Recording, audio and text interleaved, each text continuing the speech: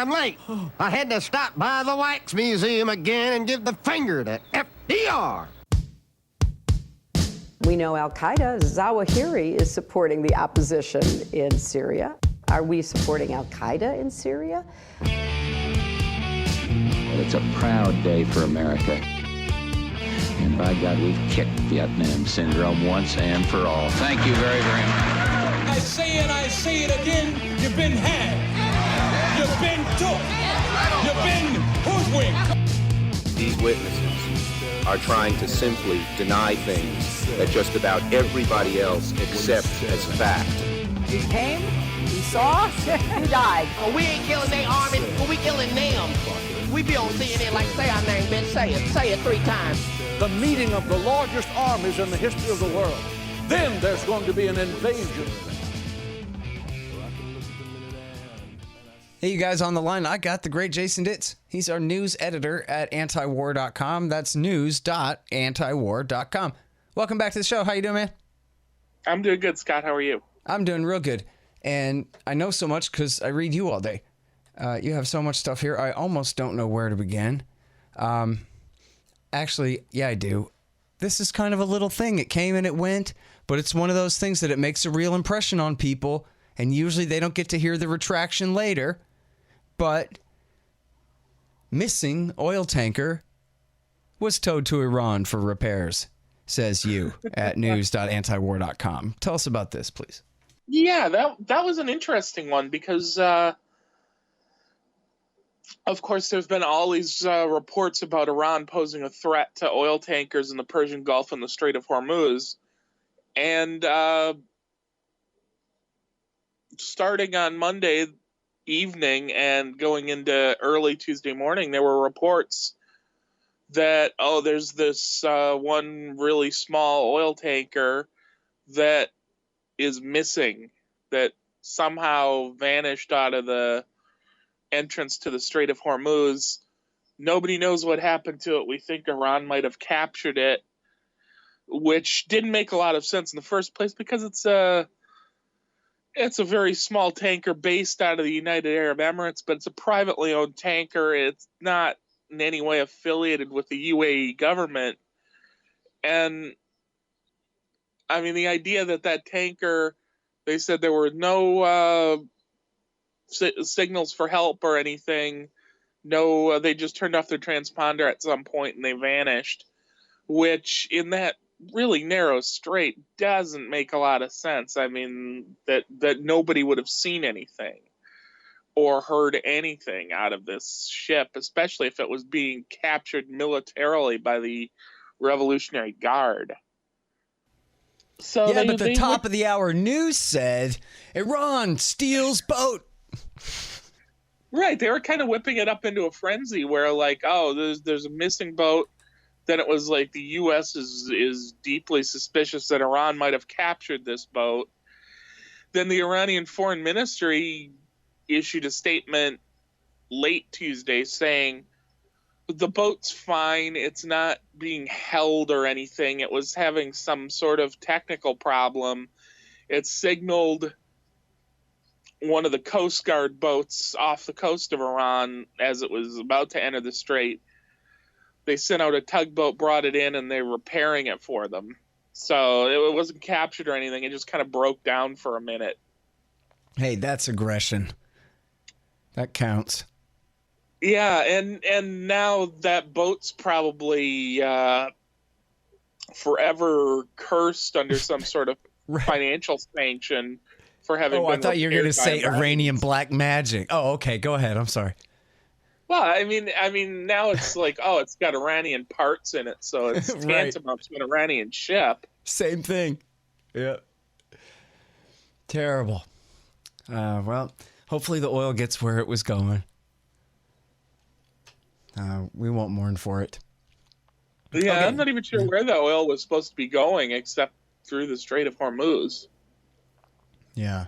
Oh, so I shouldn't wish the oil well. It might have been going to one of America's enemies. So, I don't know. Yeah, I mean, it was going through the Strait of Hormuz, so that just narrows it down to pretty much anybody. Right. Well, and I like the whole thing about, this is Iran picking a fight with the UAE right now when, haven't I been reading you reporting that the UAE has decided to back off of their anti-Iranian stance and leave the Saudis sticking their neck out here?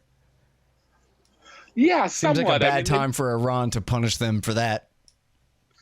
Yeah, I mean, the UAE has been withdrawing some of its troops from Yemen, bringing them back to the UAE specifically because of all the tensions in the Persian Gulf, and they don't want to suddenly find a regional war erupting while almost their entire military is hanging out in Yemen doing God knows what.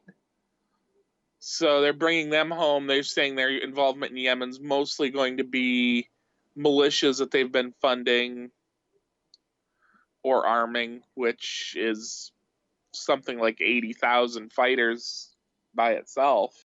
Hold on just 1 second. Be right back. Hey guys, check it out. Investigative reporter Ken Silverstein is launching a fundraising campaign to support his writing of a new book about Marco Rubio, an effort to overthrow the government of Venezuela. This will be no defense of the Maduro regime, which Silverstein opposes, but is certain to be devastating to its American enemies who are operating far outside of their constitutional purview. Help support Ken's effort to get to the bottom of the interest behind America's plot to overthrow the government of Venezuela at patreon.com/DCBabylon. So, yeah, just like with the Japanese prime minister sitting down to meet with the Ayatollah, it seemed like a pretty inopportune moment for Iranian foreign policy to be what America says it is. But we got the prime minister here for the first time in however long. I mean, it must be decades at least. And then we're going to either fire a missile at or somehow covertly sneak a landmine onto a side of a boat that belongs to a Japanese company. Not to sink it even, just to kind of damage it a little bit. Yeah. Yeah, it's funny. I talked with Elijah Magnier about that, and he wouldn't go so far as to say that, yes, Iran did it, but he said that they're happy to let you think that they did because there's a message in that they could have, and it wouldn't have cost them very much to cost you a whole lot, which is kind of interesting way to phrase it. But he said he had sources at the pretty high levels of the Iranian government saying that, well, you can go ahead and take that as an example of what we might do anyway or something. I don't know. But yeah, I mean, those that's what they mean by deniable, I guess. Those magnetic mines that they supposedly use, the limpet mines, I mean, those have been around since basically World War I. They're not expensive. Even though the administration said only Iran could have done this, really, almost any actor in the region could have gotten mines like that. And it really wouldn't have cost very much. So, yeah, it's absolutely something they could have done. It just doesn't make sense for them to have actually done it. Yeah. As you said, everybody already knows that they could close the straits with a couple artillery tubes. So. Yeah, right. I mean, it's a very narrow passage of water. It's like saying that the United States could close passage through the Mississippi River if they wanted to, without having boats. I mean, you just get some guys with machine guns on either side of the river firing at anything that floats by. I mean, you're going to close the river. Yeah. All right. So now, speaking of the UAE in Yemen, what about the UAE in Yemen? Well, the UAE in recent years has kind of imagined itself taking its vast oil revenue and turning itself into something of a regional power, which would be quite a feat because it's not a very big country. Their military is not huge, although it does have a lot of very expensive U.S.-made equipment. And Yemen's kind of a test case for that because while the UAE originally did commit a good chunk of its military to Yemen, their long-term goal has been to kind of prop up UAE-friendly groups. That's why we see, while the Saudis are backing the former ousted Yemen government, the Hadi government, the UAE has more been backing the southern separatist movements. And you can kind of see why, because from the UAE's perspective, Yemen's value is basically its coastline. And that coastline would almost entirely be in South Yemen if South Yemen reemerged. So if they can sort of fund the South Yemen separatists enough to make that happen and have them in their pocket, that would be a very good situation for the UAE. It's also why the UAE committed a fair number of forces to the island of Socotra off the coast of Yemen during the war, even though literally not a single battle has been fought on that island, and there was no sign that the war was even going to impact that island. But it's strategically valuable to the UAE Navy, so it was very important for them to just sort of, roll in with some troops and seize that island. And now, so what of the militia forces that you've talked about how, well, they're going to kind of pull out, but not quite? How would you characterize that? The UAE itself is pulling its own military personnel out, at least somewhat, and trying to replace them with the militias that they've been backing, which this has been something of a controversy in the U.S., so it doesn't get as much attention as you'd think, because the UAE has been arming Islamist groups. Some of them are Al-Qaeda linked to fight alongside them against the Shiites in Yemen. And sort of the idea now is to see what that's achieved over the last almost 5 years of war. And as the UAE starts to sort of withdraw itself directly from these regions, they want to see if these militias and proxies can take over those regions themselves and just sort of rule parts of the country on their own, without the UAE having to permanently commit troops, which is very important to the UAE because it's not a very big country, and even the limited empire building that a regional power would be expected to have, they can't really do it with long-term deployments overseas. They just don't have the troops to do it. Hey guys, Scott here. I got some books you should read. The War State by Mike Swanson, a great history of the early Cold War. No Dev, No Ops, No IT by Hussein Badakhshani. How to run your computer business like a good libertarian. And Kesslin Runs, a near-future dystopian novel by the great Charles Featherstone. Check them all out in the margin at scotthorton.org. Oh yeah, and don't forget Fool's Errand, Time to End the War in Afghanistan by me.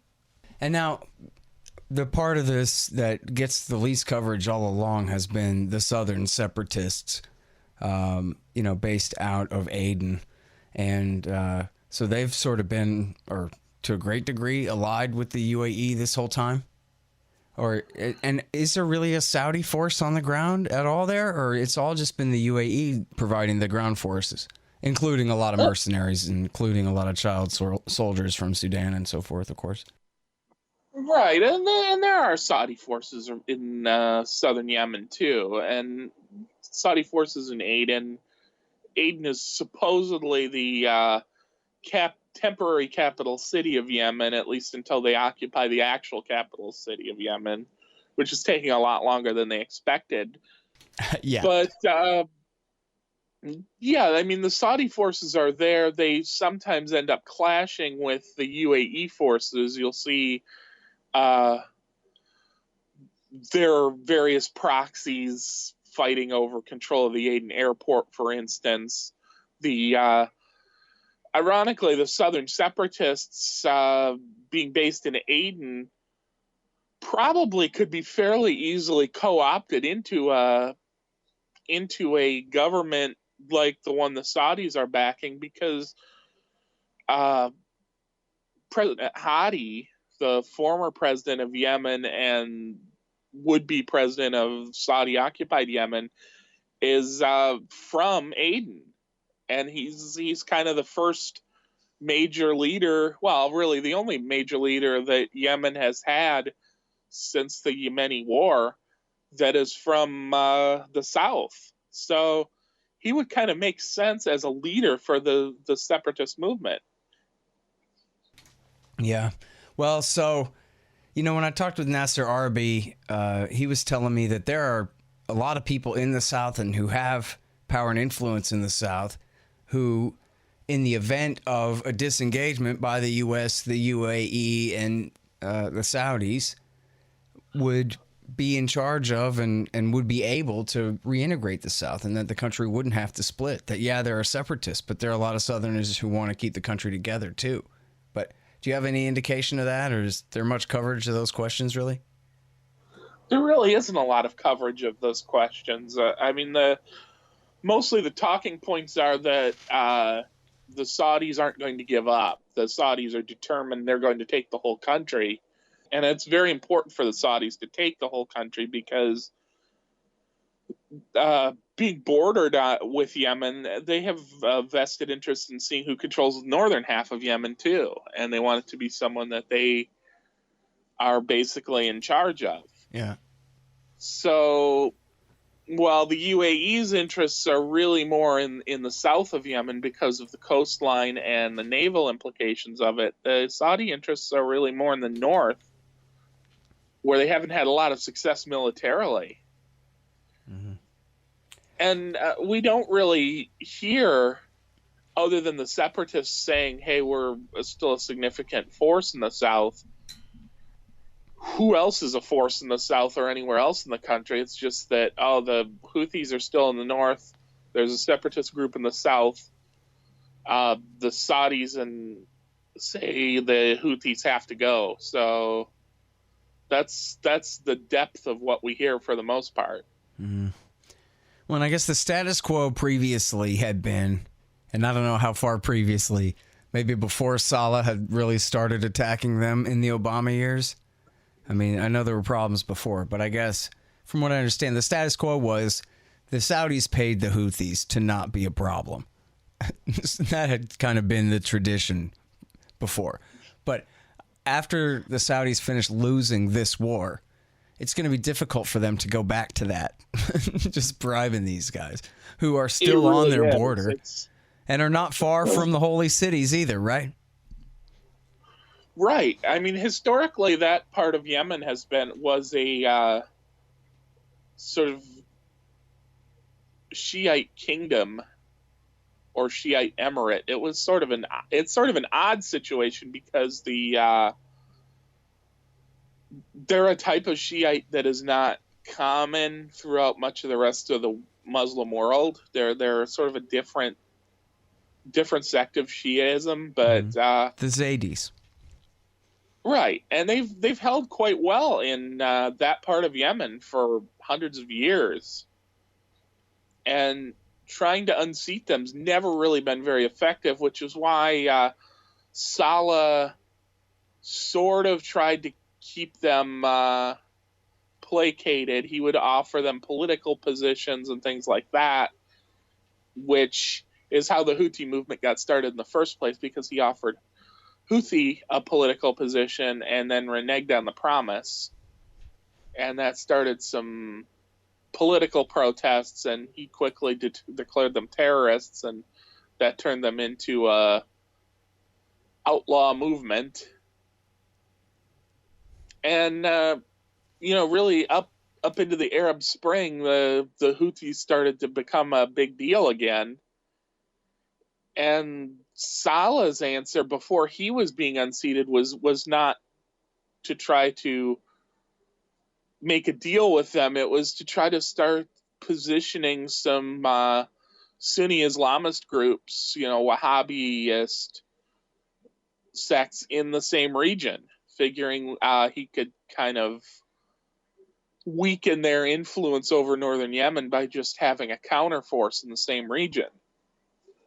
Which didn't work very well. It just led to a lot more fighting. And then Saleh was ousted during the Arab Spring and replaced with Hadi, who never really had control of the country. I mean, for his whole his nominal 2-year interim term in office, which he's now, what is he now, 6.5 years into his 2-year term? Still insisting he's the rightful president. Just sitting in a hotel room in Riyadh. Right. And, 2 years were up. They didn't have a constitution ready. So he says, well, I'll just take another year while they finish up the constitution. Then it was, no, I'm just going to stay president. And then that's when the fighting really started. And he got chased out of the north and he got chased out of the south and into Riyadh. And that's when the Saudis decided they needed to reinstall him, even though his claim to be the rightful president had lapsed long ago. Yeah. And, I don't know, honestly, how well Nasser Arabi speaks for other Yemenis or whatever. He's my go-to guy for Yemen. I've interviewed him for years. He's a former New York Times reporter before they forsook him for being a victim in our war, I guess. I don't know. But he used to cover like the early part of the war against AQAP for the Times and that kind of thing. But he explained to me that the way he sees it and the way essentially all different factions see it is that, yeah, the Houthis are the ones in power now. And that's okay. It was these guys, now it's those guys. Nobody thinks that everyone has to become a Houthi now or this kind of thing, right? It's sort of like, they didn't really want Ronald Reagan to win, but then he did. And then how big of a difference did it really make? You know what I mean? Same thing with Trump, right? We're all still Americans and he's the president. And as we saw with George W. Bush, somebody attacks us, the approval rating goes way, way up. And so we're all Houthis now is the way that those people look at it as they're under assault. And so, in a way, it's always kind of portrayed like they're this alien force who came down from the north or whatever. But like you're saying, no, they've been a part of this society for a very long time. And so, no, they didn't win a big election. That's not how they do things around there most of the time, I'm afraid. Right. But that doesn't mean that they're like enforcing a totalitarian dictatorship in order to maintain their position either. And especially when they're under attack, people say, okay, well, whatever. He's my president this week anyway, Right. That's really true of Yemen historically, because the central government in Yemen has almost never had any sort of major sway over the rest of the country. Even in the best of times, Saleh controlled maybe Sana'a and the outskirts of Sana'a. He maybe could have, if he wanted to mobilize the military, pushed into one city at a time and enforced something. But the reality of Yemen is you've got all these tribal groups that are all heavily armed. They're at least as well armed as the Yemen military ever was. And during the Arab Spring, we saw even nominal attempts to try to stop some tribe from protesting led fairly quickly to that tribe just, routing the military and chasing them out of the area, and just made things worse. There really is no reason for people in a lot of Yemen to worry about who's actually in charge in Sana'a, because it doesn't affect them all that much. Their local tribal leaders and local other groups are still going to be the real power on the ground where they live, and the central government doesn't matter that much. Hang on just one sec for me. Hey guys, you got to check out thebumpersticker.com. You play in a band, you need stickers? You go to thebumpersticker.com. Maybe you have a business and you need stickers. You go to thebumpersticker.com. They'll take care of all this stuff. I created the company back, a generation ago. I sold it to Rick McGinnis, and he's done a great job with the company ever since. They got what you need over there at thebumpersticker.com. Hey, man, tell me some news about Afghanistan these days. I know I see a lot of bad news coming out of there, but... Yeah, there's peace talks going on, of course, in Qatar, and there's a lot of hope for those peace talks. But in the meantime, Afghanistan's just going very poorly. It's a war that is in the process of being lost by the U.S. And after roughly 17, 18 years of claiming that the war that's slowly being lost is actually secretly going really well, the Pentagon has sort of gotten to their last rope where they've decided, well, this isn't the right metric for judging success. Now they're pretty much out of metrics, and their new position is, well, we're in the process of peace talks anyway, so the day-to-day fighting really doesn't matter all that much. We're just sort of running the clock out while we wait for Khalilzad to make a deal with the Taliban. Yeah. But in practice, the war is going as bad as it ever was. The Taliban's still attacking places with impunity. You see almost daily incidents of, the Taliban overran 2 or 3 police outposts in this province, looted a whole ton of weapons from it, and left. And that's really how the Taliban has been operating this war from the start, is finding sparsely guarded police outposts and the like and looting them, which is why I would hazard a guess that for the history of warfare, this is got to be one of those wars in which both sides are very comparably armed, not only with similar levels of weapons, but with largely the same weapons that they got from the same place. Because the Taliban, whatever weapons the Taliban had at the start of this war are long since gone, and they're basically just using whatever they've looted. Yeah, or whatever they bought with American protection money that they were paid to protect American fuel shipments across the country and stuff like that. Right. You can buy it on the black market. You can loot it from a police station, and then they're buying it with greenbacks. That's the joke. Yeah. So they're quite well armed, and at least as well armed as the military, and seemingly enforce a lot better discipline and better training than the Afghan military ever has. Well, they're just relentless, as you say. The reports every day. I get that Google News alert for Afghanistan. I check your work, of course, all the time. And as you say, they just blow up this, they blow up that, looting weapons. But attacking civilian targets, too, at least some of the time, certainly making their presence known. And, I don't know how it's going to be when the Americans finally quit. Just what a deal with the North is going to look like. But I'm not going to bet that it's going to be anything that anybody in the North is going to be willing to accept. So the war after the Americans leave is going to be a whole other chapter, I'm afraid. Right. That's the odd part of this, is how unwilling the Ghani government has been to try to negotiate with the Taliban while the U.S. is still there. They've sort of viewed it like, America's looking like they could abandon us if there's a deal on the table. So we're just going to try to stonewall the whole process by refusing to meet with the Taliban. Yeah, that works real great until it stops working. Right. The U.S. will organize these big meetings, and then the Afghan government just won't show up. And well, now they had some talks in Moscow, right? Right. They did have some talks in Moscow. But the reality of the situation is the Afghan government probably is in a better bargaining position now for a power sharing deal than they're ever going to be again. Yeah, you get that right. If the U.S. flat out leaves under a deal with the Taliban, then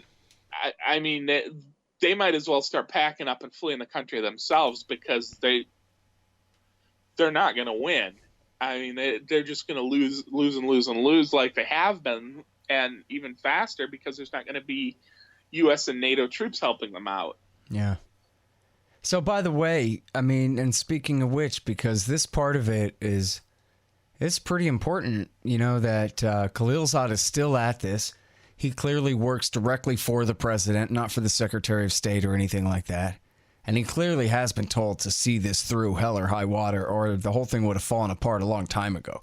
Right? We haven't seen the slightest hint that America's willing to walk away from the table on this. We want a deal. And the fact that it's Khalilzad negotiating it makes it all just ironic and interesting, and I don't know what. But it seems like, if I understand it right, Jason, that you get leaks from both sides, but everybody seems to agree and confirm that the tenets of the deal will be that America will go and all combat troops will be out of there. And I don't know if that includes trainers too, and all military, and hand over the Bagram Air Base to I don't know who or what, or if they're going to mention that part of it or not.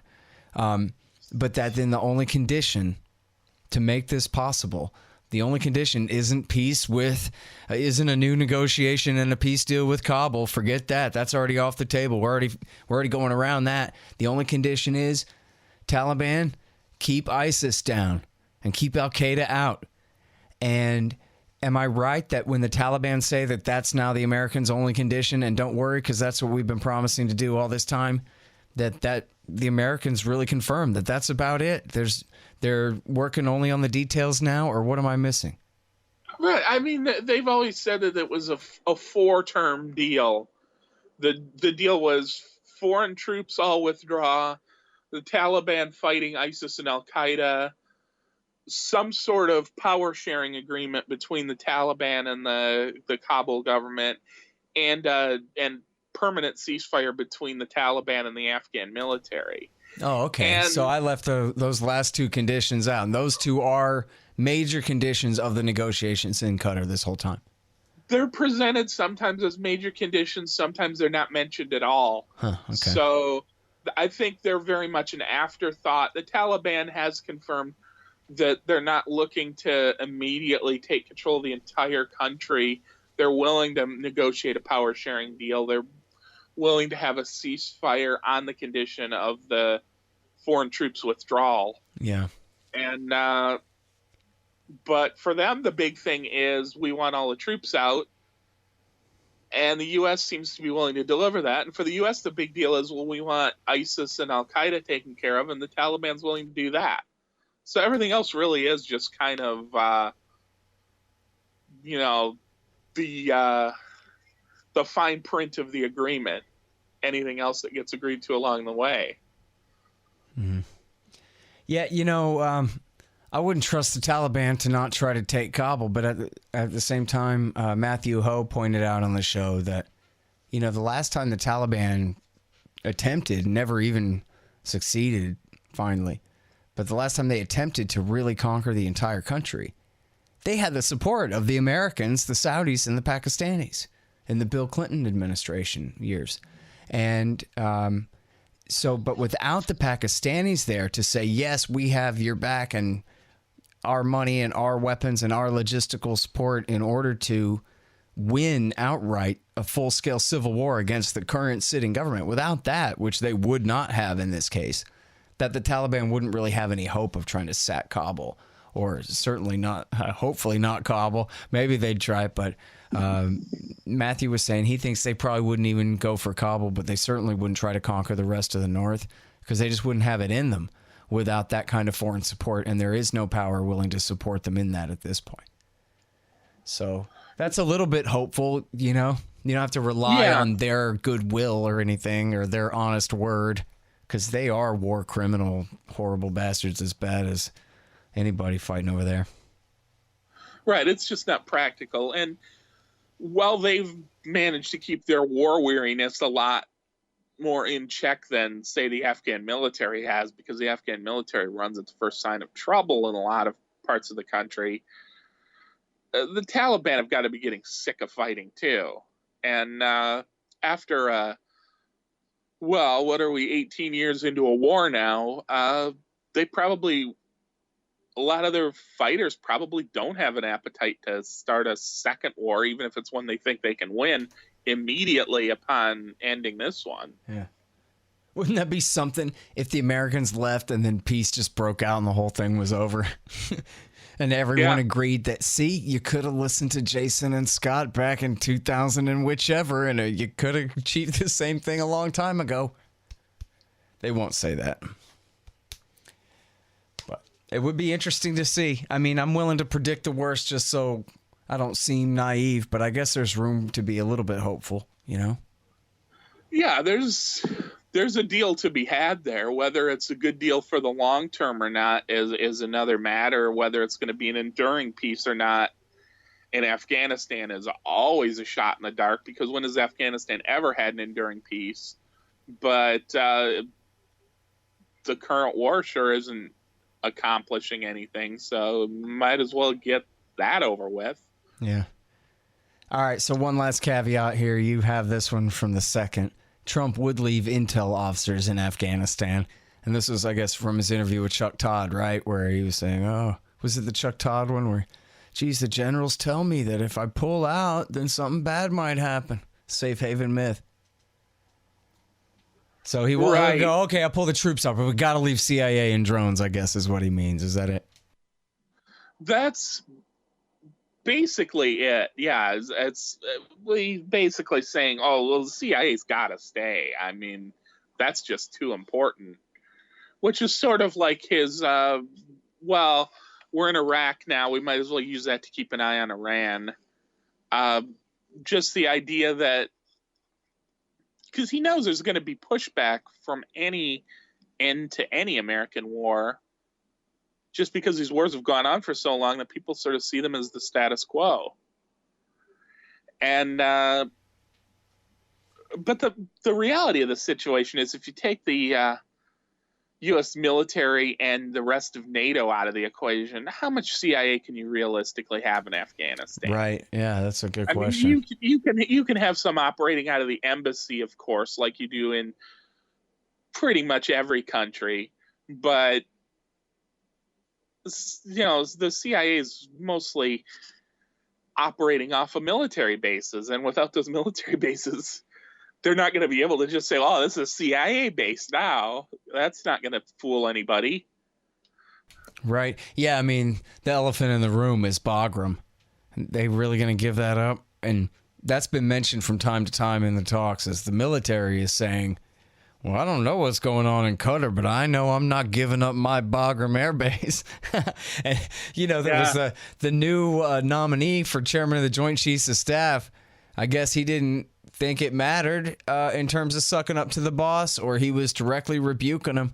But he said it would be a strategic mistake for America to pull out of Afghanistan. In other words, we have to stay there forever, no matter what, because of Russia, China, and Iran, and at the expense of the Afghans. Screw them. That was what he really meant in English there.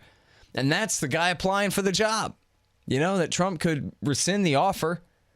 And you know what? As long as I'm ranting about this, the current general over there, Miller, and his predecessor, Nicholson, and then also the current chairman of the Joint Chiefs of Staff, and his predecessor as well, Dunford and Votel, they have all said, no, we can't leave. It would be a huge mistake. Safe haven myth. All of these things essentially directly countermanding the orders of the president to Khalilzad to see this through. I mean, when they say strategic mistake, this is just like in the Bob Woodward book that James Mattis told Donald Trump, if you pull out of Afghanistan, anything bad that happens there, I'm going to blame it on you, and I'm going to say that I warned you not to do it, and you did it. And you're going to look just like Barack Obama, so you can't. So you have to give me more troops. And that's how he made him do the escalation in 2017, was based on that. So anyway, I mean, that's really something. So often we see the military, like in Iran, Dunford personally actually acting as the brake on what's happening. But on Afghanistan, they're the ones stepping on the gas. They're the ones who refuse to, essentially admit that it's not worth it after all this time. Is that the problem? Yeah, I don't know. I don't know if it's that, or that they just don't want to admit that. How many high-ranking military brass have gone on the record as saying that they see progress in Afghanistan, and that there's going to be really visible progress just around the corner for the last 20 years. I mean, everybody that's been involved directly in Afghanistan has seen their career basically ruined by the end of it. And all these other high-ranking officials who even comment on Afghanistan have always been way too upbeat. So I suspect that a lot of them are going to look really foolish when the reality is, oh, well, we got to leave because we basically lost this war. Yeah. All right, man. Well, I'll let you go. I know you got a busy afternoon, but I sure appreciate your time on the show covering this stuff for us. Sure. Thanks for having me. Yeah, man. All right, you guys, that's the great Jason Ditz. He's our news editor at antiwar.com. And, I mean, seriously, look at this. Go to news.antiwar.com right there. And then page down and then hit more and then more. And just look at the last few pages and just see what you get there. Day in and day out. Every day. The real news about what's going on in the news. To be explicitly and terribly redundant, news.antiwar.com. All right, y'all, thanks. Find me at libertarianinstitute.org, at scotthorton.org, antiwar.com, and reddit.com/Scott Horton Show. Oh, yeah, and read my book, Fool's Errand, Time to End the War in Afghanistan, at foolserrand.us.